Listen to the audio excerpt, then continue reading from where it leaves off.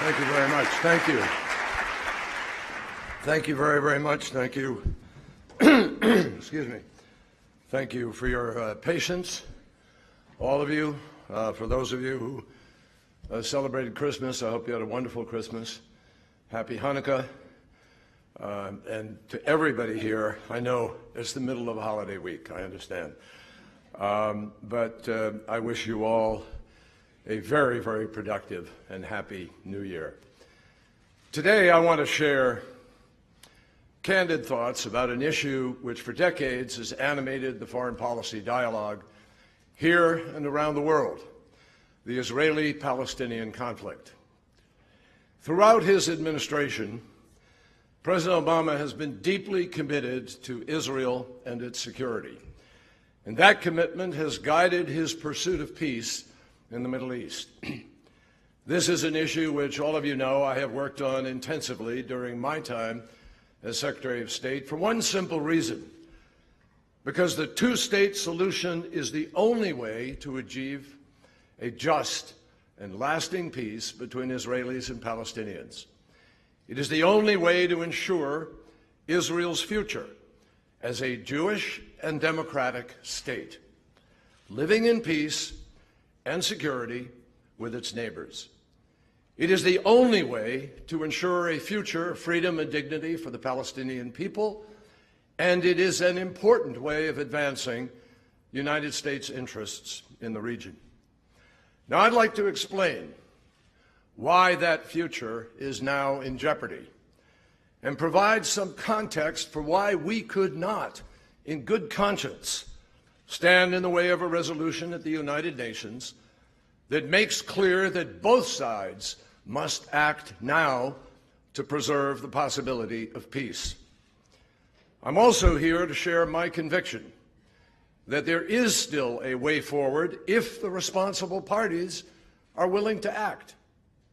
And I want to share practical suggestions for how to preserve and advance the prospects for the just and lasting peace that both sides deserve.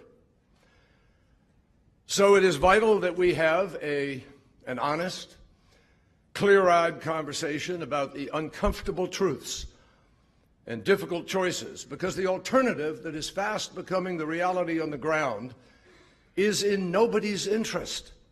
Not the Israelis, not the Palestinians, not the region, and not the United States. Now, I want to stress that there is an important point here. My job, above all, is to defend the United States of America, to stand up for and defend our values and our interests in the world.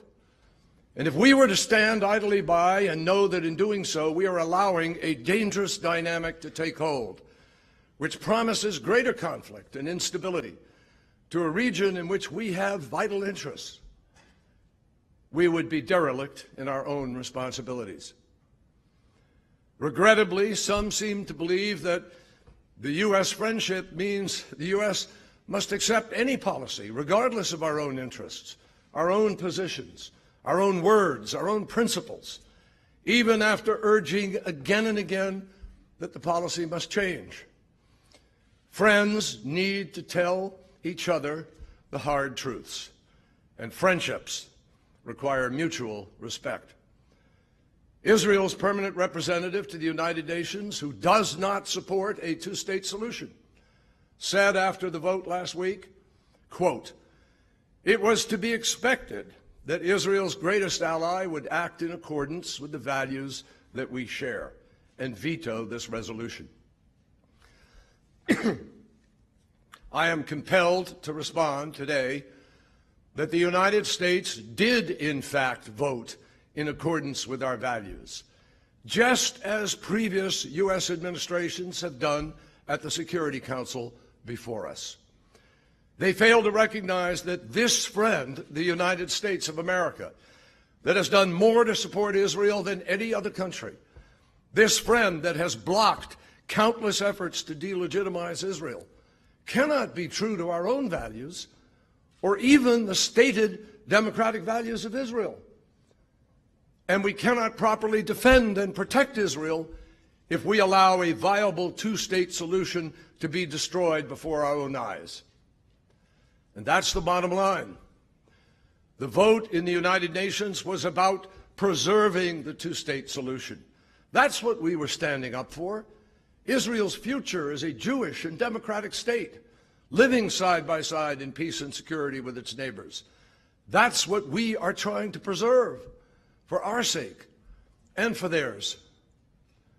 In fact, this administration has been Israel's greatest friend and supporter, with an absolutely unwavering commitment to advancing Israel's security and protecting its legitimacy.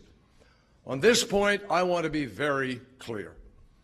No American administration has done more for Israel's security than Barack Obama's. The Israeli Prime Minister himself has noted our, quote, unprecedented military intelligence cooperation.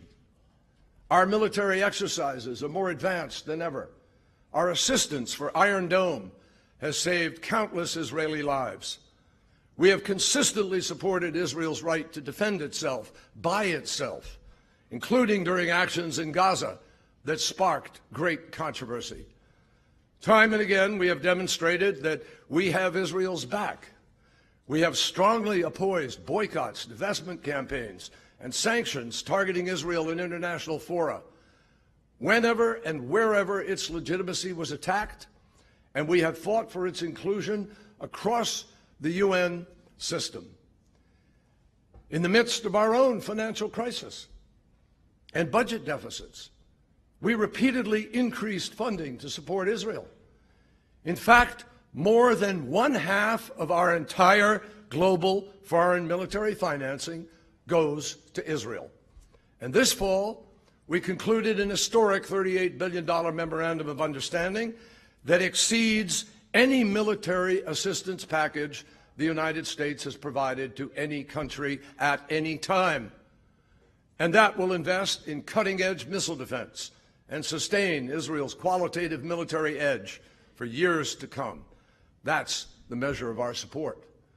This commitment to Israel's security is actually very personal for me. On my first trip to Israel as a young senator in 1986, I was captivated by a special country, one that I immediately admired and soon grew to love. Over the years, like so many others who are drawn to this extraordinary place, I have climbed Masada, swum in the Dead Sea, driven from one biblical city to another.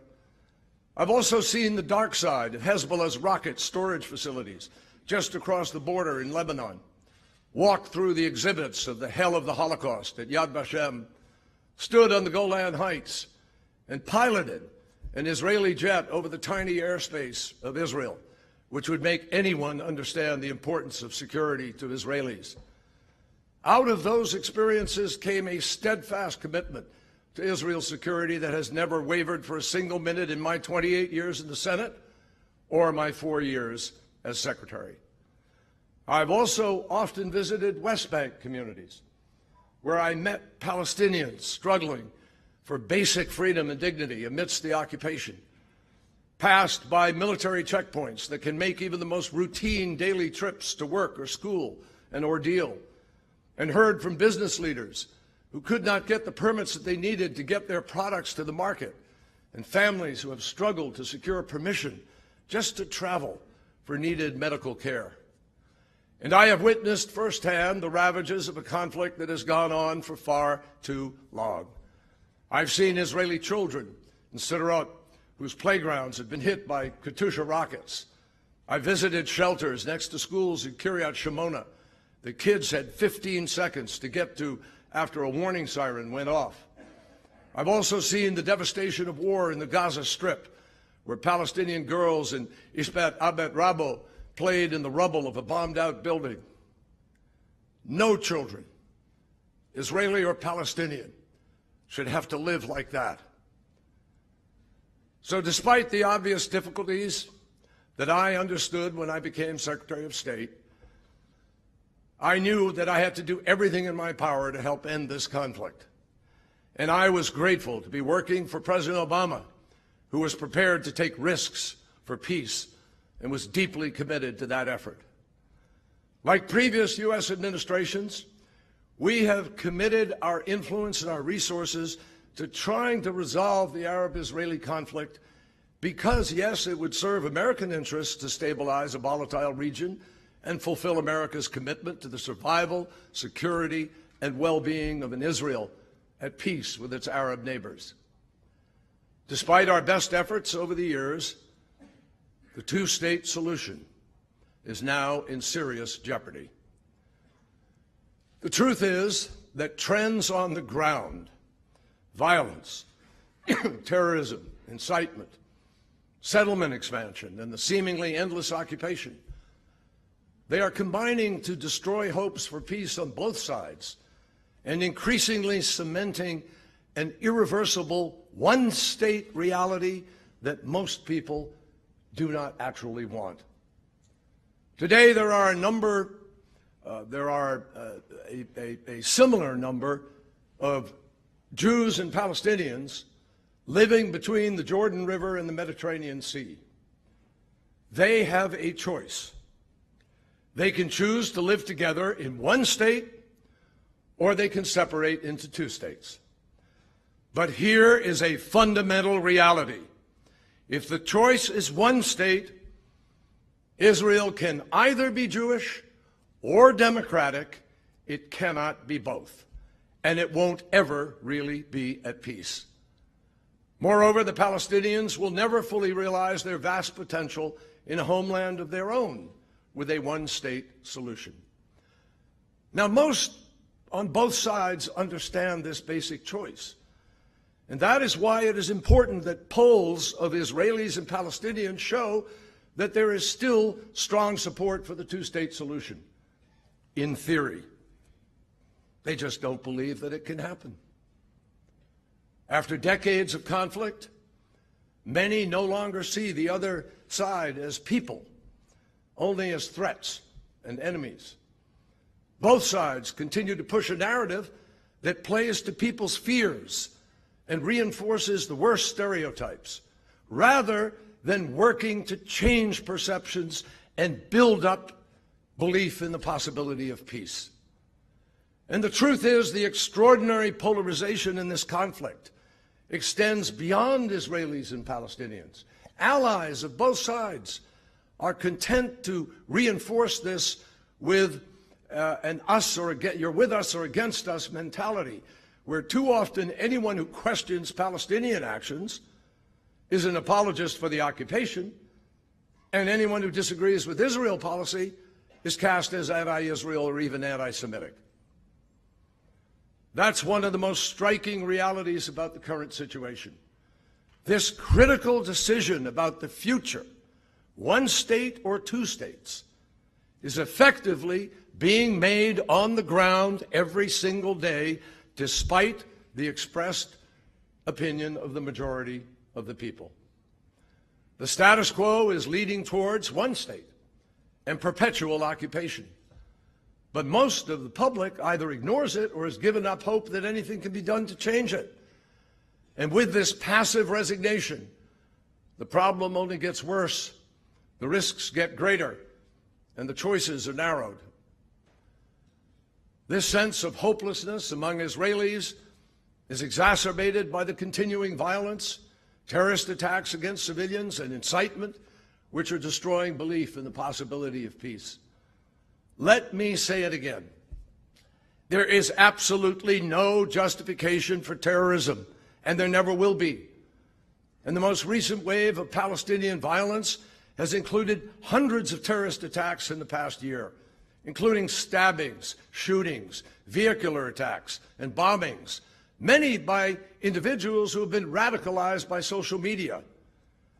Yet the murderers of innocents are still glorified on Fatah websites, including showing attackers next to Palestinian leaders following attacks. And despite statements by President Abbas and his party's leaders making clear their opposition to violence, too often they send a different message by failing to condemn specific terrorist attacks and naming public squares, streets, and schools after terrorists. President Obama and I have made it clear to the Palestinian leadership countless times publicly and privately, that all incitement to violence must stop. We have consistently condemned violence and terrorism, and even condemned the Palestinian leadership for not condemning it. Far too often, the Palestinians have pursued efforts to delegitimize Israel in international fora. We have strongly opposed these initiatives, including the recent wholly unbalanced and inflammatory UNESCO resolution regarding Jerusalem. And we have made clear our strong opposition to Palestinian efforts against Israel at the ICC, which only sets back the prospects for peace. And we all understand that the Palestinian Authority has a lot more to do to strengthen its institutions and improve governance. Most troubling of all, Hamas continues to pursue an extremist agenda. They refuse to accept Israel's very right to exist.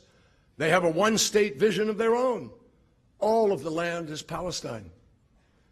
Hamas and other radical factions are responsible for the most explicit forms of incitement to violence. And many of the images that they use are truly appalling. And they are willing to kill innocents in Israel and put the people of Gaza at risk in order to advance that agenda. Compounding this, the humanitarian situation in Gaza, exacerbated by the closings of the crossings, is dire. Gaza is home to one of the world's densest concentrations of people, enduring extreme hardships with few opportunities. 1.3 million people out of Gaza's population of 1.8 million are in need of daily assistance, food and shelter. Most have electricity less than half the time, and only 5% of the water is safe to drink.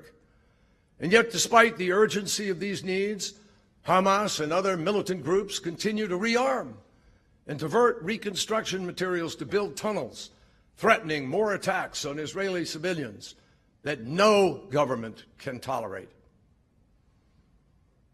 Now, at the same time, we have to be clear about what is happening in the West Bank. The Israeli Prime Minister publicly supports a two-state solution, but his current coalition is the most right-wing in Israeli history, with an agenda driven by the most extreme elements. The result is that policies of this government, which the Prime Minister himself just described as more committed to settlements than any in Israel's history, are leading in the opposite direction. They're leading towards one state.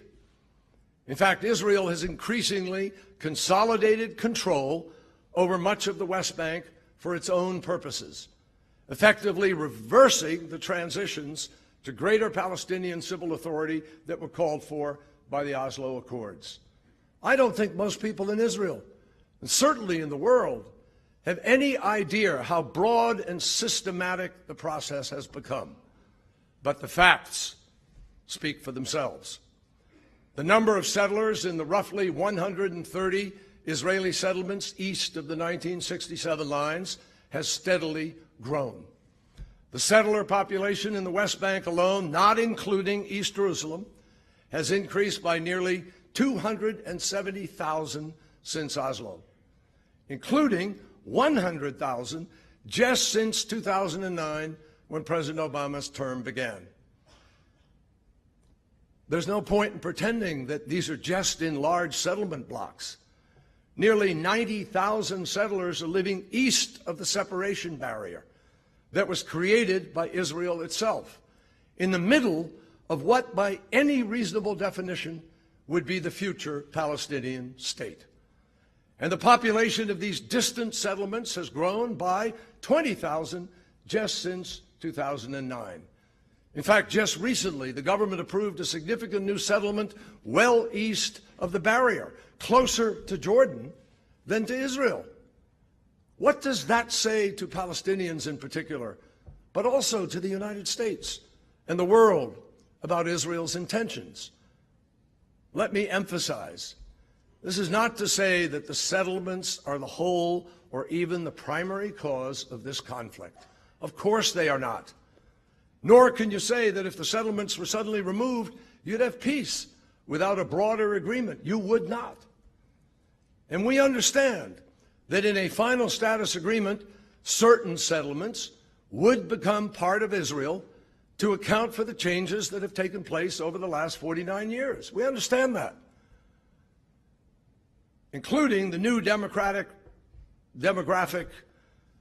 realities that exist on the ground. They would have to be factored in.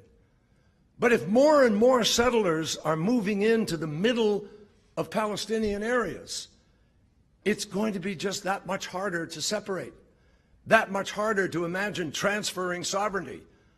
And that is exactly the outcome that some are purposefully accelerating. Let's be clear. Settlement expansion has nothing to do with Israel's security. Many settlements actually increase the security burden on the Israeli Defense Forces. And leaders of the settler movement are motivated by ideological imperatives that entirely ignore legitimate Palestinian aspirations. Among the most troubling illustrations of this point has been the proliferation of settler outposts that are illegal under Israel's own laws. They're often located on private Palestinian land and strategically placed in locations that make two states impossible. There are over 100 of these outposts, and since 2011, nearly one-third of them have been or are being legalized, despite pledges by past Israeli governments to dismantle many of them. Now leaders of the settler movement have advanced unprecedented new legislation that would legalize most of those outposts. For the first time, it would apply Israeli domestic law to the West Bank rather than military law, which is a major step towards the process of annexation. When the law passed first reading in the Israeli parliament, in the Knesset, one of the chief proponents said proudly, and I quote, "Today, the Israeli Knesset moved from heading towards establishing a Palestinian state towards Israeli sovereignty in Judea and Samaria." Even the Israeli Attorney General has said that the draft law is unconstitutional and a violation of international law. Now, you may hear from advocates that the settlements are not an obstacle to peace because the settlers who don't want to leave can just stay in Palestine, like the Arab Israelis who live in Israel. But that misses a critical point, my friends. The Arab Israelis are citizens of Israel, subject to Israel's law.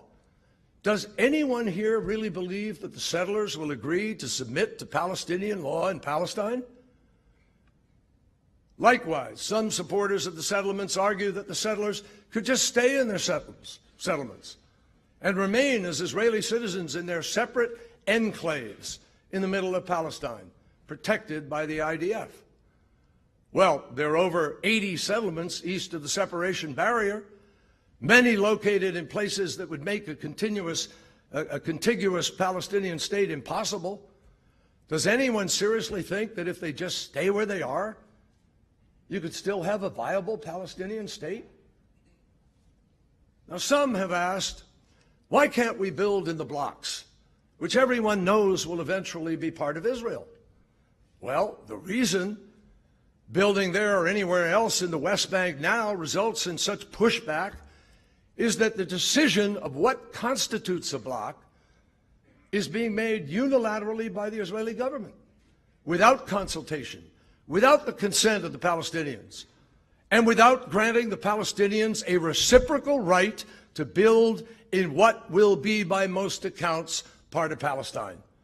Bottom line, without agreement or mutuality, the unilateral choices become a major point of contention, and that is part of why we are here where we are. Now, you may hear that these remote settlements aren't a problem because they only take up a very small percentage of the land. Well, again and again, we have made it clear. It's not just a question of the overall amount of land available in the West Bank.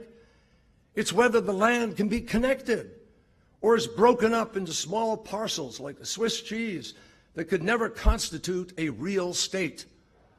The more outposts that are built, the more the settlements expand, the less possible it is to create a contiguous state.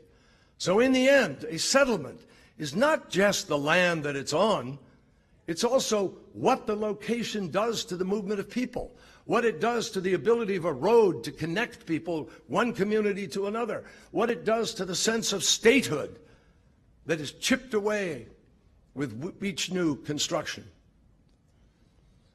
No one thinking seriously about peace can ignore the reality of what the settlements pose to that peace. But the problem obviously goes well beyond settlements. Trends indicate a comprehensive effort to take the West Bank land for Israel and prevent any Palestinian development there. Today, the 60% of the West Bank known as Area C, much of which was supposed to be transferred to Palestinian control long ago under the Oslo Accords, much of it is effectively off limits to Palestinian development. Most today has essentially been taken for exclusive use by Israel, simply by unilaterally designating it as state land, or including it within the jurisdiction of regional settlement councils. Israeli farms flourish in the Jordan River Valley, and Israeli resorts line the shores of the Dead Sea. A lot of people don't realize this. They line the shore of the Dead Sea where Palestinian development is not allowed. In fact, almost no private Palestinian building is approved in Area C at all. Only one permit was issued by Israel in all of 2014 and 2015, while approvals for hundreds of settlement units were advanced during that same period. Moreover, Palestinian structures in Area C that do not have a permit from the Israeli military are potentially subject to demolition, and they are currently being demolished at an historically high rate. Over 1,300 Palestinians, including over 600 children, have been displaced by demolitions in 2016 alone, more than any previous year. So the settler agenda is defining the future of Israel, and their stated purpose is clear. They believe in one state, Greater Israel. In fact, one prominent minister who heads a pro-settler party declared just after the U.S. election, and I quote, "The era of the two-state solution is over," end quote. And many other coalition ministers publicly reject a Palestinian state. And they are increasingly getting their way, with plans for hundreds of new units in East Jerusalem recently announced, and talk of a major new settlement building effort in the West Bank to follow. So why are we so concerned? Why does this matter? Well, ask yourselves these questions. What happens if that agenda succeeds? Where does that lead? There are currently about 2.75 million Palestinians living under military occupation in the West Bank, most of them in areas A and B, 40% of the West Bank, where they have limited autonomy. They are restricted in their daily movements by a web of checkpoints and unable to travel into or out of the West Bank without a permit from the Israelis. So if there is only one state, you would have millions of Palestinians permanently living in segregated enclaves in the middle of the West Bank, with no real political rights, separate legal education and transportation systems, vast income disparities, under a permanent military occupation that deprives them of the most basic freedoms. Separate and unequal is what you would have. And nobody can explain how that works. Would an Israeli accept living that way? Would an American accept living that way? Will the world accept it? If the occupation becomes permanent over the time, the Palestinian Authority could simply dissolve, turn over all the administrative and security responsibilities to the Israelis. What would happen then? Who would administer the schools and hospitals, and on what basis? Does Israel want to pay for the billions of dollars of lost international assistance that the Palestinian Authority now receives? Would the Israeli Defense Force police the streets of every single Palestinian city and town? How would Israel respond to a growing civil rights movement from Palestinians demanding a right to vote, or widespread protests and unrest across the West Bank? How does Israel reconcile a permanent occupation with its democratic ideals? How does the U.S. continue to defend that and still live up to our own democratic ideals? Nobody has ever provided good answers to those questions because there aren't any. And there would be an increasing risk of more intense violence between Palestinians and settlers and complete despair among Palestinians that would create very fertile ground for extremists. With all the external threats that Israel faces today, which we are very cognizant of and working with them to deal with, does it really want an intensifying conflict in the West Bank? How does that help Israel's security? How does that help the region? The answer is it doesn't, which is precisely why so many senior Israeli military and intelligence leaders, past and present, believe the two-state solution is the only real answer for Israel's long-term security. Now, one thing we do know: if Israel goes down the one-state path, it will never have true peace with the rest of the Arab world. And I can say that with certainty. The Arab countries have made clear that they will not make peace with Israel without resolving the Israeli-Palestinian conflict. That's not where their loyalties lie. That's not where their politics are. But there is something new here. Common interests in countering Iran's destabilizing activities, in fighting extremists, as well as diversifying their economies, have created real possibilities for something different if Israel takes advantage of the opportunities for peace. I have spent a great deal of time with key Arab leaders exploring this, and there is no doubt that they are prepared to have a fundamentally different relationship with Israel. That was stated in the Arab Peace Initiative years ago. And in all my recent conversations, Arab leaders have confirmed their readiness in the context of Israeli-Palestinian peace, not just to normalize relations, but to work openly on securing that peace with significant regional security cooperation. It's waiting. It's right there. Many have shown a willingness to support serious Israeli-Palestinian negotiations and to take steps on the path to normalization to relations, including public meetings, providing there is a meaningful progress towards a two-state solution. My friends, that is a real opportunity that we should not allow to be missed. And that raises one final question. Is ours the generation that gives up on the dream of a Jewish democratic state of Israel living in peace and security with its neighbors? Because that is really what is at stake. Now, that is what informed our vote at the Security Council last week.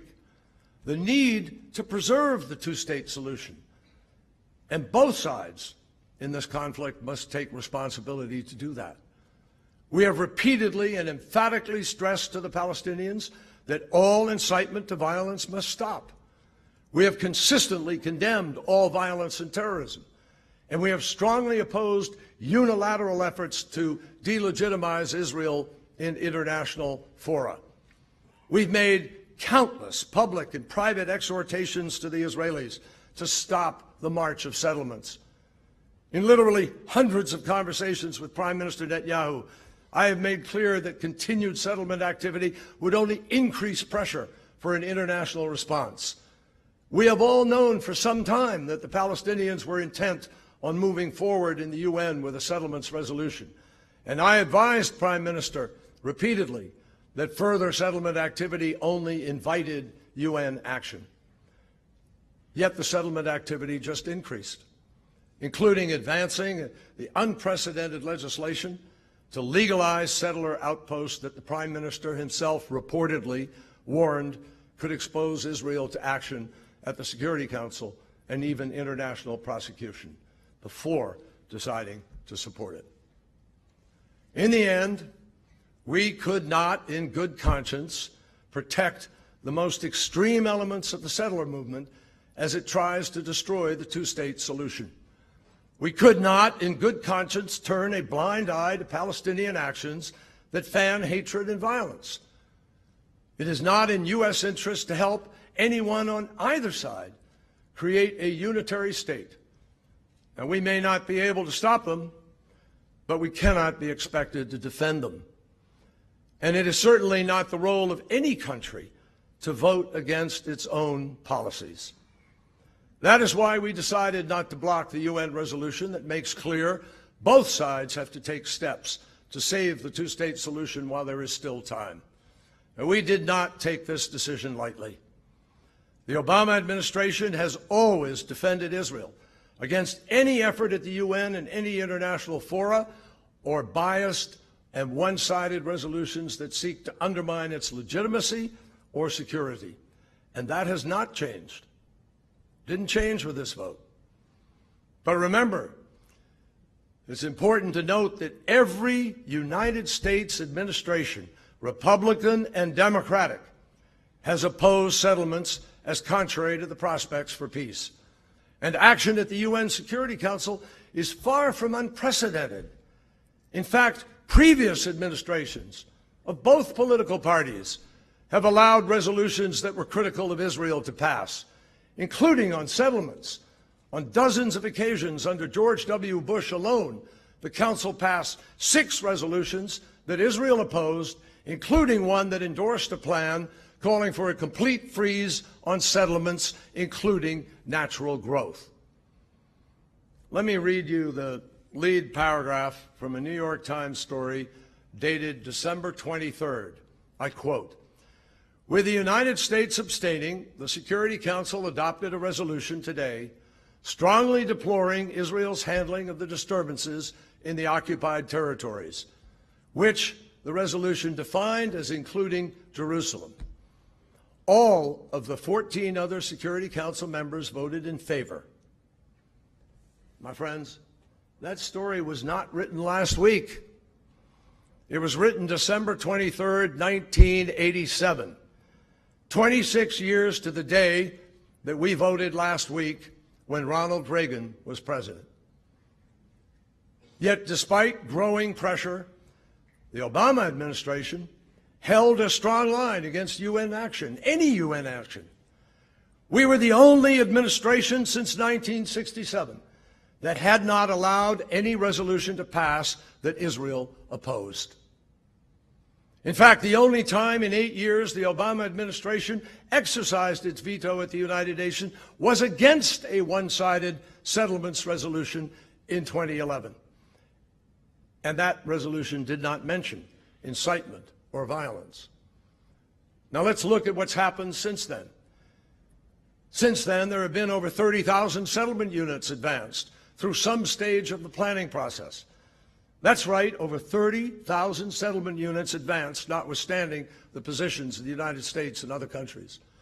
And if we had vetoed this resolution just the other day, the United States would have been giving license to further unfettered settlement construction that we fundamentally oppose. So we reject the criticism that this vote abandons Israel. On the contrary, it is not this resolution that is isolating Israel. It is the permanent policy of settlement construction that risks making peace impossible. And virtually every country in the world other than Israel opposes settlements. That includes many of the friends of Israel, including the United Kingdom, France, Russia, all of whom voted in favor of the settlements resolution in 2011 that we vetoed, and again this year, along with every other member of the Council. In fact, this resolution simply reaffirms statements made by the Security Council on the legality of settlements over several decades. It does not break new ground. In 1978, the State Department legal advisor advised the Congress of his conclusion that Israel's government, the Israeli government's program of establishing civilian settlements in the occupied territory is inconsistent with international law. And we see no change since then to affect that fundamental conclusion. Now, you may have heard that Some criticize this resolution for calling East Jerusalem occupied territory. But to be clear, there was absolutely nothing new in last week's resolution on that issue. It was one of a long line of Security Council resolutions that included East Jerusalem as part of the territories occupied by Israel in 1967, and that includes resolutions passed by the Security Council under President Reagan and President George H.W. Bush. And remember that every U.S. administration since 1967, along with the entire international community, has recognized East Jerusalem as among the territories that Israel occupied in the Six-Day War. Now, I want to stress this point. We fully respect Israel's profound historic and religious ties to the city and to its holy sites. We've never questioned that. This resolution in no manner prejudges the outcome of permanent status negotiations on East Jerusalem, which must, of course, reflect those historic ties and the realities on the ground. That's our position. We still support it. We also strongly reject the notion that somehow the United States was the driving force behind this resolution. The Egyptians and Palestinians had long made clear to all of us, to all of the international community, their intention to bring a resolution to a vote before the end of the year.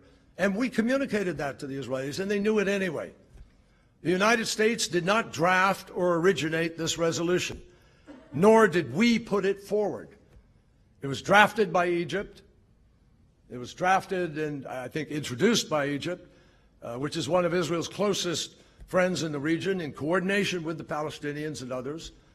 And during the time of the process, as it went out, we made clear to others, including those on the Security Council, that it was possible that if the resolution were to be balanced and it were to include references to incitement and to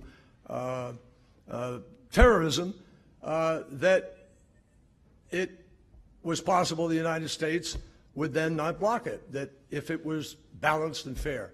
That's a standard practice with resolutions at the Security Council. The Egyptians and the Palestinians and many others understood that if the text were more balanced, it was possible we wouldn't block it. But we also made crystal clear that the President of the United States would not make a final decision about our own position until we saw the final text. In the end, we did not agree with every word in this resolution. There are important issues that are not sufficiently addressed or even addressed at all. But we could not in good conscience veto a resolution that condemns violence and incitement and reiterates what has been for a long time the overwhelming consensus and international view on settlements, and calls for the parties to start taking constructive steps to advance the two-state solution on the ground.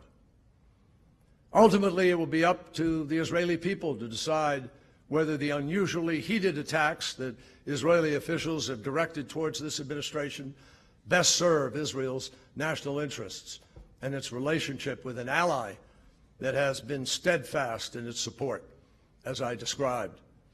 Those attacks, alongside allegations of U.S.-led conspiracy and other manufactured claims, distract attention from what the substance of this vote was really all about. Now, we all understand that Israel faces very serious threats in a very tough neighborhood. Israelis are rightfully concerned about making sure that there is not a new terrorist haven right next door to them, often referencing what's happened with Gaza. And we understand that. And we believe there are ways to meet those needs of security. And Israelis are fully justified in decrying attempts to legitimize their state and question the right of a Jewish state to exist. But this vote was not about that. It was about actions that Israelis and Palestinians are taking that are increasingly rendering a two-state solution impossible. It was not about making peace with the Palestinians now. It was about making sure that peace with the Palestinians will be possible in the future. Now, we all understand that Israel faces extraordinarily serious threats in a very tough neighborhood. And Israelis are very correct in making sure that there's not a terrorist haven right on their border. But this vote, I can't emphasize it enough, is not about the possibility of arriving at an agreement that's going to resolve that overnight or in 1 year or 2 years. This is about a longer process. This is about how we make peace with the Palestinians in the future, but preserve the capacity to do so. So how do we get there? How do we get there to that peace? Since the parties have not yet been able to resume talks, the U.S. and the Middle East Quartet have repeatedly called on both sides to independently demonstrate a genuine commitment to the two-state solution, not just with words, but with real actions and policies to create the conditions for meaningful negotiations. We've called for both sides to take significant steps on the ground to reverse current trends and send a different message, a clear message, that they are prepared to fundamentally change the equation without waiting for the other side to act. We have pushed them to comply with their basic commitments under their own prior agreements in order to advance a two-state reality on the ground. We have called for the Palestinians to do everything in their power to stop violence and incitement, including publicly and consistently condemning acts of terrorism and stopping the glorification of violence. And we have called on them to continue efforts to strengthen their own institutions and to improve governance, transparency, and accountability. And we have stressed that the Hamas arms buildup and militant activities in Gaza must stop. Along with our quartet partners, we have called on Israel to end the policy of settlement construction and expansion, of taking land for exclusive Israeli use and denying Palestinian development. To reverse the current process, the U.S. and our partners have encouraged Israel to resume the transfer of greater civil authority to the Palestinians in Area C, consistent with the transition that was called for by Oslo. And we have made clear that significant progress across a range of sectors, including housing, agriculture, and natural resources, can be made without negatively impacting Israel's legitimate security needs. And we've called for significantly easing the movement and access restrictions to and from Gaza, with due consideration for Israel's need to protect its citizens from terrorist attacks.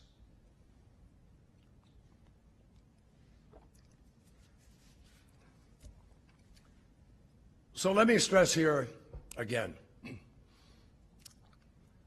none of the steps that I just talked about would negatively impact Israel's security. Let me also emphasize, this is not about offering limited economic measures that perpetuate the status quo. We're talking about significant steps that would signal real progress towards creating two states. That's the bottom line. If we're serious about the two-state solution, it's time to start implementing it now. Advancing the process of separation now in a serious way could make a significant difference in saving the two-state solution and in building confidence in the citizens of both sides that peace is indeed possible. And much progress can be made in advance of negotiations that can lay the foundation for negotiations, as contemplated by the Oslo process. In fact, these steps will help create the conditions for successful talks. Now, in the end, we all understand that a final status agreement can only be achieved through direct negotiations between the parties. We've said that again and again. We cannot impose the peace. There are other countries in the UN who believe it is our job to dictate the terms of a solution in the Security Council. Others want us to simply recognize a Palestinian state, absent an agreement. But I want to make clear today, these are not the choices that we will make. We choose instead to draw on the experiences of the last 8 years, to provide a way forward when the parties are ready for serious negotiations, in a place where the narratives from the past powerfully inform and mold the present, it's important to understand the history. We mark this year and next a series of milestones that I believe both illustrate the two sides of the conflict and form the basis for its resolution. It's worth touching on them briefly. 120 years ago, the first Zionist Congress was convened in Basel by a group of Jewish visionaries who decided that the only effective response to the waves of anti-Semitic horrors sweeping across Europe was to create a state in the historic home of the Jewish people, where their ties to the land went back centuries, a state that could defend its borders, protect its people, and live in peace with its neighbors. That was the vision. That was the modern beginning, and it remains the dream of Israel today. Nearly 70 years ago, the United Nations General Assembly Resolution 181 finally paved the way to making the State of Israel a reality. The concept was simple: to create two states for two peoples, one Jewish, one Arab, to realize the national aspirations of both Jews and Palestinians. And both Israel and the PLO referenced Resolution 181 in their respective declarations of independence. The United States recognized Israel 7 minutes after its creation, but the Palestinians and the Arab world did not. And from its birth, Israel had to fight for its life. Palestinians also suffered terribly in the 1948 war, including many who had lived for generations in a land that had long been their home too. When Israel celebrates its 70th anniversary in 2018, the Palestinians will mark a very different anniversary, 70 years since what they call the Nakba, or catastrophe. Next year will also mark 50 years since the end of the Six-Day War, when Israel again fought for its survival. And Palestinians will again mark just the opposite, 50 years of military occupation. Both sides have accepted UN Security Council Resolution 242, which called for the withdrawal of Israel from territory that it occupied in 1967 in return for peace and secure borders as the basis for ending the conflict. It has been more than 20 years since Israel and the PLO signed their first agreement, the Oslo Accords, and the PLO formally recognized Israel. Both sides committed to a plan to transition much of the West Bank and Gaza to Palestinian control during permanent status negotiations that would put an end to their conflict. Unfortunately, neither the transition nor the final agreement came about, and both sides bear responsibility for that. Finally, some 15 years ago, King Abdullah of Saudi Arabia came out with a historic Arab peace initiative, which offered fully normalized relations with Israel when it made peace. An enormous opportunity then and now, which has never been fully embraced. That history was critical to our approach to trying to find a way to resolve the conflict. And based on my experience with both sides over the last 4 years, including the 9 months of formal negotiations, the core issues can be resolved if there is leadership on both sides committed to finding a solution. In the end, I believe the negotiations did not fail because the gaps were too wide, but because the level of trust was too low. Both sides were concerned that any concessions would not be reciprocated and would come at too great a political cost. And the deep public skepticism only made it more difficult for them to be able to take risks. In the countless hours that we spent working on a detailed framework, we worked through numerous formulations and developed specific bridging proposals. And we came away with a clear understanding of the fundamental needs of both sides. In the past 2.5 years, I have tested ideas with regional and international stakeholders, including our quartet partners.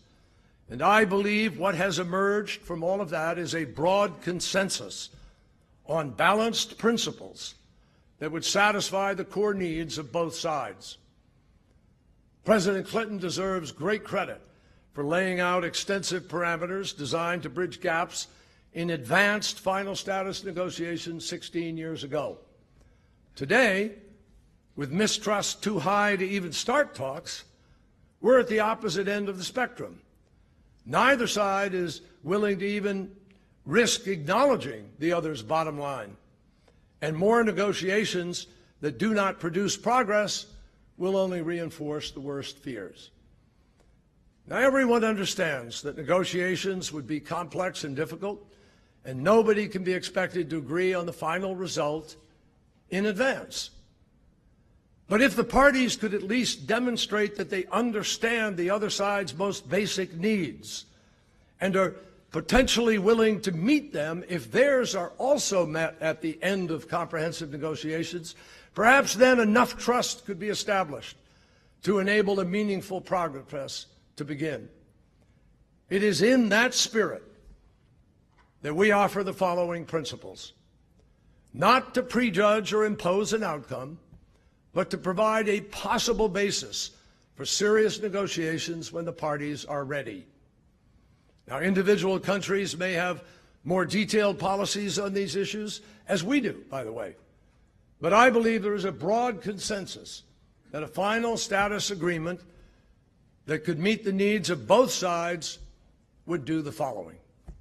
Principle number one: provide for secure and recognized international borders between Israel and a viable and contiguous Palestine, negotiated based on the 1967 lines with mutually agreed equivalent swaps.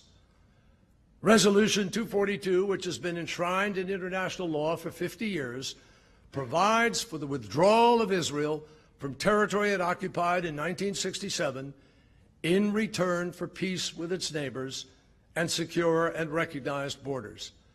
It has long been accepted by both sides, and it remains the basis for an agreement today.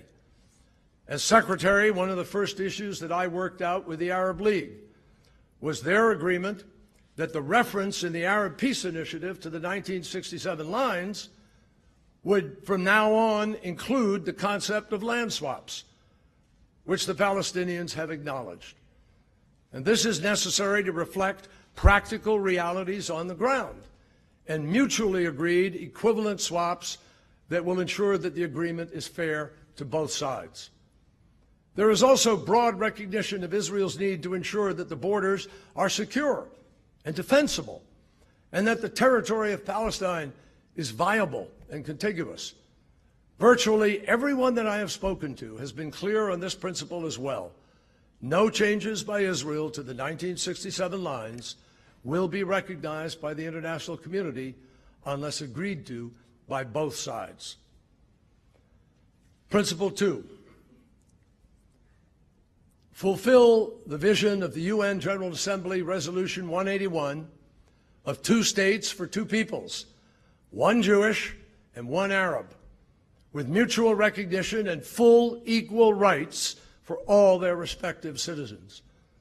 This has been the fundamental, foundational principle of the 2-state solution from the beginning, creating a state for the Jewish people and a state for the Palestinian people where each can achieve their national aspirations.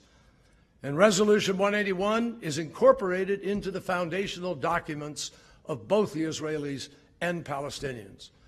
Recognition of Israel as a Jewish state has been the U.S. position for years, and based on my conversations in these last months, I am absolutely convinced that many others are now prepared to accept it as well, provided the need for a Palestinian state is also addressed.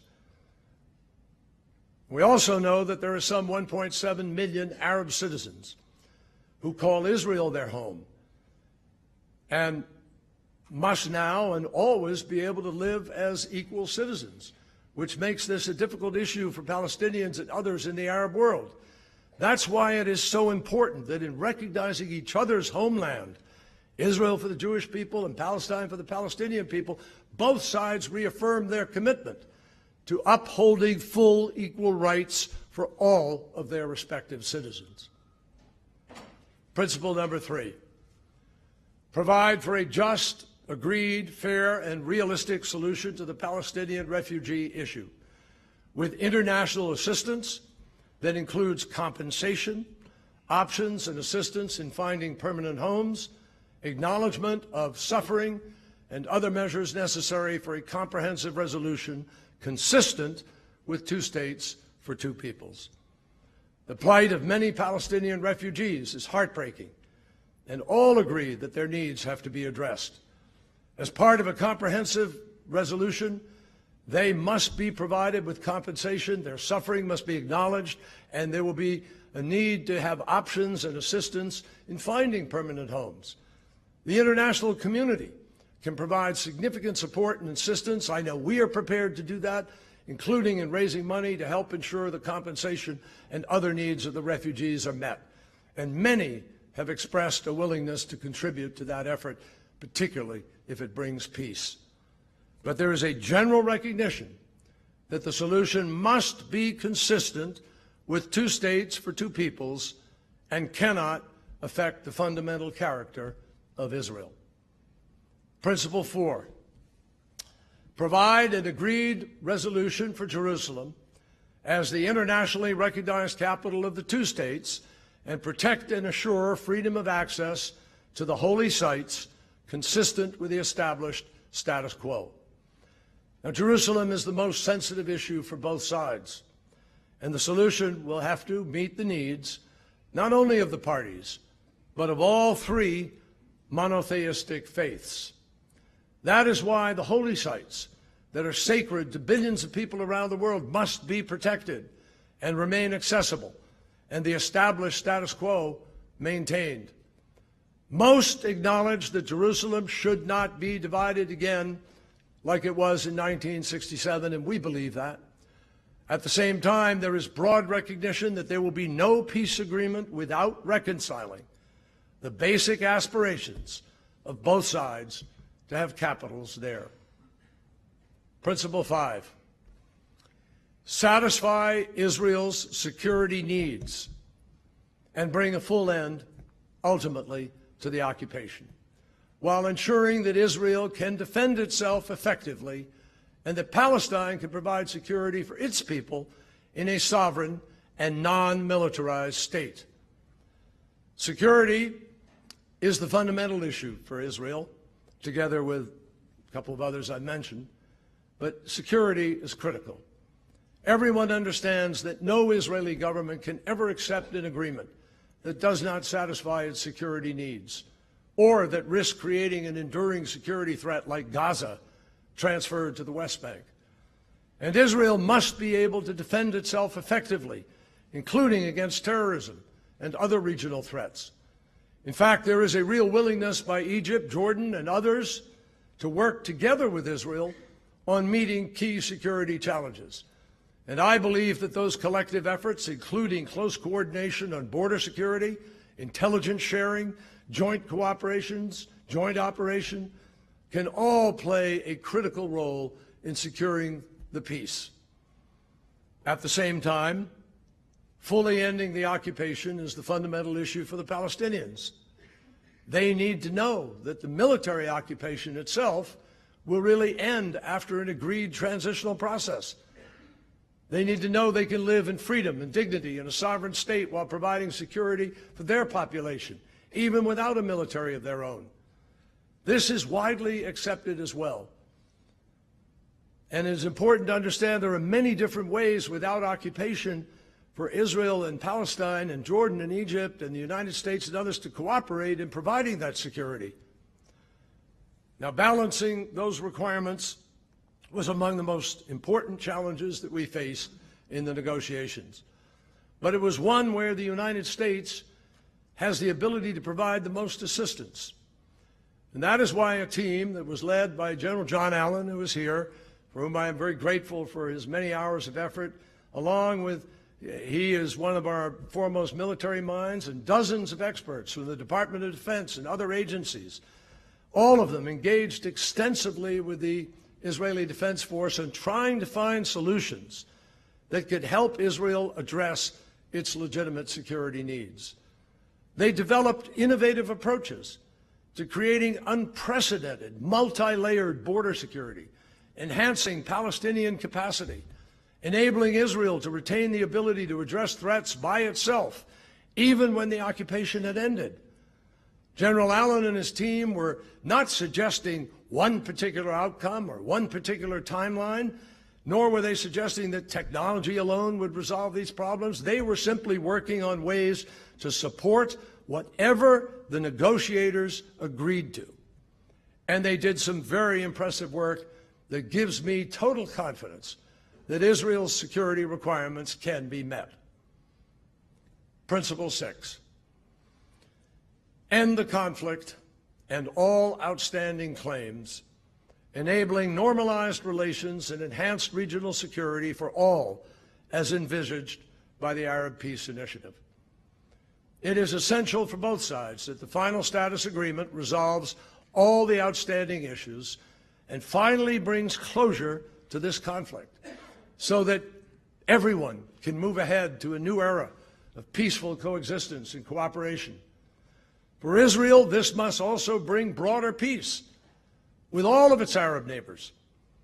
That is the fundamental promise of the Arab Peace Initiative, which key Arab leaders have affirmed in these most recent days. The Arab Peace Initiative also envisions enhanced security for all of the region. It envisages Israel being a partner in those efforts when peace is made. This is the area where Israel and the Arab world are looking at perhaps the greatest moment of potential transformation in the Middle East since Israel's creation in 1948. The Arab world faces its own set of security challenges. With Israeli-Palestinian peace, Israel, the United States, Jordan, Egypt, together with the GCC countries, would be ready and willing to define a new security partnership for the region that would be absolutely groundbreaking. So, ladies and gentlemen, that's why it is vital that we all work to keep open the possibility of peace, that we not lose hope in the two-state solution, no matter how difficult it may seem, because there really is no viable alternative. Now, we all know that a speech alone won't produce peace.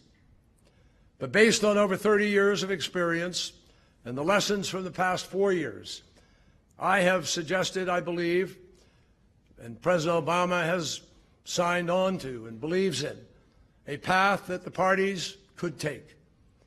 Realistic steps on the ground now, consistent with the parties' own prior commitments, that will begin the process of separating into two states, a political horizon to work towards, to create the conditions for a successful final status talk, and a basis for negotiations that the parties could accept to demonstrate that they are serious about making peace. We can only encourage them to take this path. We cannot walk down it for them. But if they take these steps, peace would bring extraordinary benefits in enhancing the security and the stability and the prosperity of Israelis, Palestinians, all of the nations of the region. The Palestinian economy has amazing potential in the context of independence, with major private sector investment possibilities and a talented, hungry, eager to work young workforce. Israel's economy could enjoy unprecedented growth as it becomes a regional economic powerhouse, taking advantage of the unparalleled culture of innovation and trading opportunities with new Arab partners. Meanwhile, security challenges could be addressed by an entirely new security arrangement in which Israel cooperates openly with key Arab states. That is the future that everybody should be working for.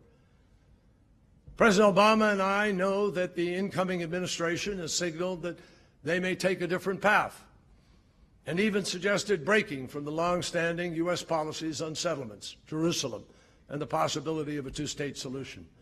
That is for them to decide. That's how we work. But we cannot, in good conscience, do nothing and say nothing when we see the hope of peace slipping away. This is a time to stand up for what is right. We have long known what two states living side by side in peace and security looks like.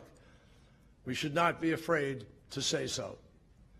Now, I really began to reflect on what we have learned and the way ahead when I recently joined President Obama in Jerusalem for the state funeral for Shimon Peres. Shimon was one of the founding fathers of Israel who became one of the world's great elder statesmen. A beautiful man.